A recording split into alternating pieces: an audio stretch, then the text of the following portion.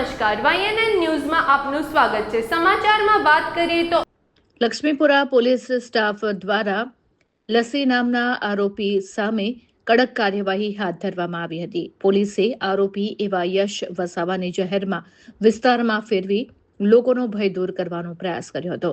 પોલીસની આ કાર્યવાહીથી વિસ્તારના નાગરિકોમાં રાહતનો શ્વાસ જોવા મળ્યો હતો।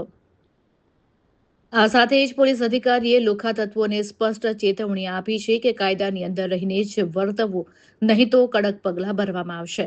લક્ષ્મીપુરા પોલીસની આ કાર્યવાહી એક સ્પષ્ટ સંદેશ આપે છે કે ગુનાખોરી સહન કરવામાં નહીં આવે।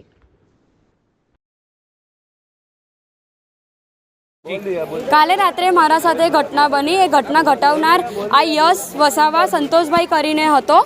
એ મને ખૂબ જ છેલ્લા 2.5 મહિનાથી હેરાન કરી રહ્યો હતો, પણ મેં મારા ફેમિલીમાં ઇન્ફોર્મ નહોતું કર્યું કેમ કે મારે ઝઘડા એ મને ટોર્ચર કરતો હતો કે તું તારા ફેમિલીમાં કહીશ ને તો હું તારા આખા ફેમિલીને ખતમ કરી દઈશ, એવી એ મને ધમકી આપી રહ્યો હતો।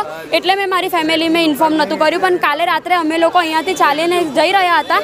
મેં અને મારી એક બેન છે, 8 મહિનાની પ્રેગ્નન્ટ છે, અમે બે જોડે હતા। એને ડાયરેક્ટ મારા આબરૂ પર હાથ નાખ્યો અને મને જબરદસ્તી એવું કહે છે કે તું મારા સાથે રિલેશનશિપમાં આવી। હું એને ના પાડું ને ત્યારે સુધી એ મને ટોર્ચર કરે છે। અને મારી બેને મારા ખિલાફ કીધું એને કે તું મારી બેનને કેમ હેરાન કરે છે। મારી બેન 8 મહિનાની પ્રેગ્નન્ટ છે, એને ડાયરેક્ટ મારા બેનના પેટ ઉપર લાત મારી, મારી બેન પડી ગઈ। પછી અમે લોકો અહીંયાથી લક્ષ્મીપુરા પોલીસ સ્ટેશન ગયા, ત્યાં અમે અરજી નાખી। એમણે તરત અમારા અરજી નાખતા જ એમણે તરત કાર્યવાહી ચાલુ કરી। જેટલા પણ લક્ષ્મીપુરાના પોલીસ, તમામ પોલીસ સ્ટેશનના જેટલા પણ તમામ પોલીસ છે, એમણે ખૂબ જ અમારી સારી મદદ કરી। અમારી અરજી આપતા જ એમણે કાર્યવાહી કરી। ટૂંક જ સમયમાં આ લસ્સીનું આપણે ધરપકડ કરવામાં આવી। એમણે અમારી ખૂબ જ સારી મદદ કરી। જેટલા પણ હવે એ અમને ધમકી આપતો હતો, એ મને ખાસ કરીને ધમકી આપતો હતો કે તું મારા સાથે રિલેશનશિપમાં નહીં આવે તો હું તારા ફેમિલીને ખતમ કરી દઈશ। પણ હવે પહેલાં મને ડર હતો, પણ પોલીસને ઇન્ફોર્મ કર્યા પછી મને બિલકુલ ડર નથી કેમ કે લક્ષ્મીપુરા પોલીસ સ્ટેશનના લોકોએ મારી ખૂબ જ સારી મદદ કરી છે ને એને સજા એવી થવી જોઈએ કે એમ છે ને પોલીસ સ્ટેશનમાં જ રહેવો જોઈએ।